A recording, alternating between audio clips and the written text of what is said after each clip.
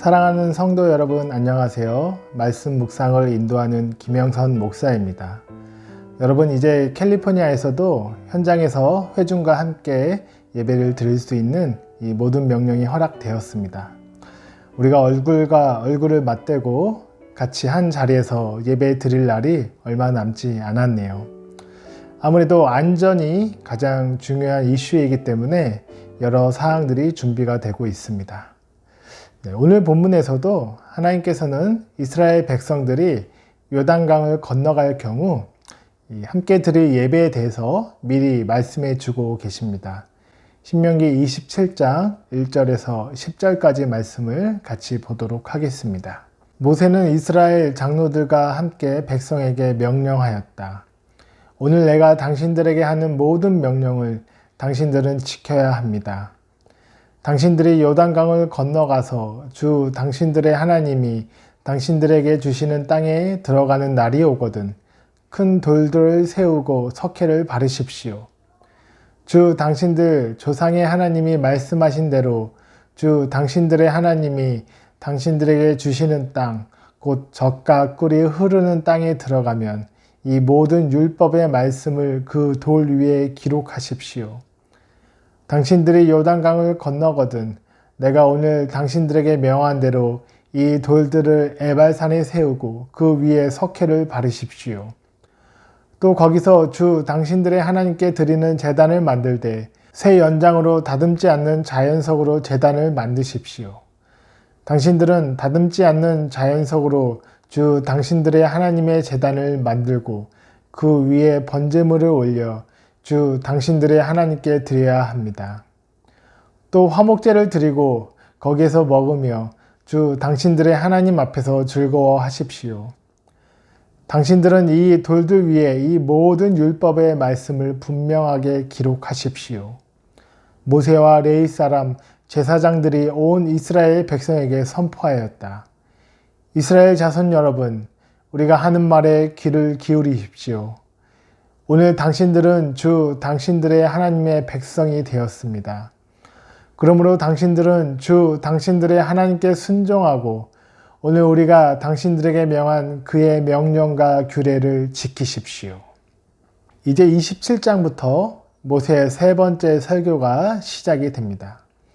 오늘 내용은 율법을 돌 기둥에 기록하고 에발산과 그리심산에서 축복과 저주를 선포하라는 내용으로 압축할 수 있습니다. 먼저 1절에 보면 이전과 다른 모습이 있습니다. 모세는 이스라엘 장로들과 함께 백성에게 명령하였다.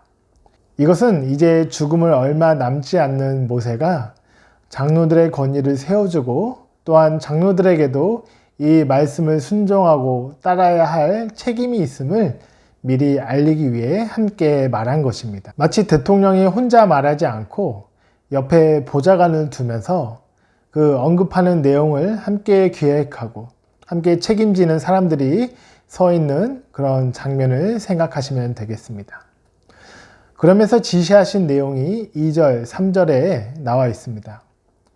돌에 율법을 기록하고 돌을 세우고 석회를 바르라고 명령하셨습니다. 요단강을 건넌 후 가장 먼저 해야 할 일을 알려주신 것입니다. 하나님의 말씀을 가장 먼저 돌에 새기는 것입니다. 새로운 땅, 가나안 땅에서 시작되는 모든 이스라엘의 역사가 하나님의 말씀을 기초로 그 위에 다시 시작하는 것이죠. 여러분이 만약에 이스라엘 백성이라면 가장 먼저 요단강을 밟았을 때 무엇을 하고 싶으십니까? 저라면 꿈에도 그리는 그 약속의 땅을 밟았을 때 가장 주변에서 높은 땅에 올라가서 경치 구경을 했을 것 같아요. 그런데 하나님은 하나님의 말씀을 다시 기억하라고 하신 것입니다. 가장 먼저 눈을 뜨고 여러분 무엇을 하십니까? 가장 먼저 일터에 도착하신 후에 무엇을 하십니까? 새로운 집으로 이사 가셨을 때 가장 먼저 무엇을 하십니까? 우리는 하나님의 말씀을 떠올리고 기억해야 될 것입니다. 그래서 한 주를 시작하는 월요일, 오늘 우리도 이 시작을 이스라엘 백성처럼 하나님의 말씀을 펴고 듣고 마음에 새기며 이렇게 시작하고 있습니다. 앞으로 모든 우리의 삶에 또 여러 시작의 순간마다 하나님의 말씀을 떠올리고 시작하는 복된 우리가 되면 좋겠습니다. 그리고 나서 이스라엘은 또 해야 할 일이 있습니다. 제단을 만들고 번제물을 하나님께 드리는 일입니다. 그런데 5절을 보면 제단을 만들 때 하나님께서 더 디테일하게 지시하신 내용이 있습니다. 또 거기에서 주 당신들의 하나님께 드리는 제단을 만들 때 새 연장으로 다듬지 않는 자연석으로 제단을 만드십시오. 네, 원래 있었던 돌 그대로를 사용해서 제단을 만들라는 것입니다. 그 이유가 무엇일까요? 사실 직접적인 이유는 성경에 기록되지 않았습니다. 그런데 여러분, 역사 있는 유럽이나 성지순례를 가서 옛날 오래된 신전이나 우상을 섬겼던 그 제단들을 보면, 물론 지금은 다 무너져 기둥만 남아있지만, 여러분 그 제단이 어떻습니까? 굉장히 화려합니다. 그리고 정교합니다. 와, 이 정도까지 디테일을 신경 썼네. 굉장히 놀라워하죠. 이방인들은, 우상들은 사실 그 실제가 없습니다. 존재하지 않습니다. 그렇기 때문에 그 텅 빈 속을 가리기 위해 겉은 더 화려하게 아름답게 치장했던 것입니다. 그래서 하나님은 돌을 이방처럼 하나하나 갈고 닦아 단을 만드는 아름다운 겉모습에 치중하지 않고 진정한 마음으로 신령과 진정으로 하나님 앞에 나와 제사를 드리게 하기 위하여 돌에 신경을 쓰지 않고 있는 그들의 돌로 제단을 만들어 예배를 드리라는 것입니다. 여러분, 예를 한번 들어볼까요? 학생이 학교에서 열심히 공부하기 위해서 단정하게 편안한 옷과 신발을 신고 또 최고급 학용품도 구입하고 안경도 눈에 좋은 것으로 새로 맞추고 책도 사고 공부에 도움되는 참고서도 준비하고 그것도 부족해서 몸에 좋은 약도 먹었다고 합시다. 그리고 학교에 가면 모르는 사람들이 보았을 때 야, 이 친구는 공부를 잘하겠구나 이렇게 생각하겠죠. 그런데 정작 학교에 가서는 졸거나 딴 생각을 한다면 그것은 의미가 없습니다. 그렇듯이 이스라엘이 하나님 앞에 예배를 드릴 때 그 당시 구하기도 힘든 철기를 어렵게 구해서 돌을 닦는 데 시간과 정성을 다 쓰라고 하나님께서 명령하신 것이 아닙니다. 있는 그들의 모습, 마음을 가지고 준비하고 와서 제단 앞에 서라는 것입니다. 즉, 더 중요한 것에 집중하고 온 힘을 쏟으라는 것이죠. 오늘 말씀을 우리의 삶에 한번 적용하며 살펴봅시다.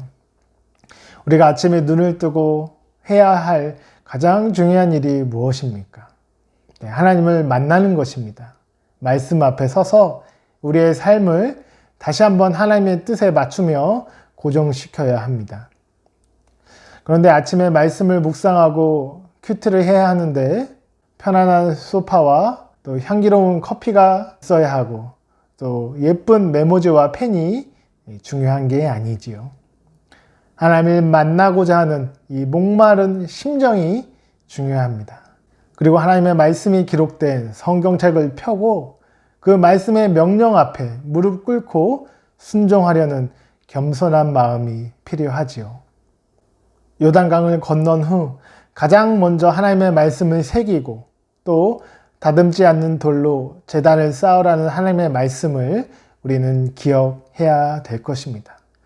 그러면서 항상 하나님의 말씀에 집중하여 그 말씀에 순종하면서 오늘도 산 제물로 주님 앞에 올려드리는 복된 하루 되시길 주님의 이름으로 축원드립니다.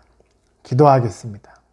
하나님 아버지, 오늘도 우리에게 새로운 한 주를 허락하여 주셨습니다. 말씀으로 하나님의 말씀을 기억하며 시작하는 이번 한 주가 되기 원합니다. 주님, 우리의 마음 가운데 새겨진 하나님의 말씀대로 또 주님의 그 뜻대로 순종하며 살아갈 수 있도록 하나님 우리를 인도하여 주시옵소서. 너무나도 복잡하고 생각할 것이 많은 이 세상, 하나님 우리의 마음을 정리하고 정돈하고 하나님께 집중하며 하나님께 마음을 쏟아내며 올려드리며 하나님이 받으시는 아름다운 복된 우리의 신앙의 여정이 되도록 주님 인도하여 주시옵소서. 감사하며 예수님의 이름으로 기도드렸습니다. 아멘.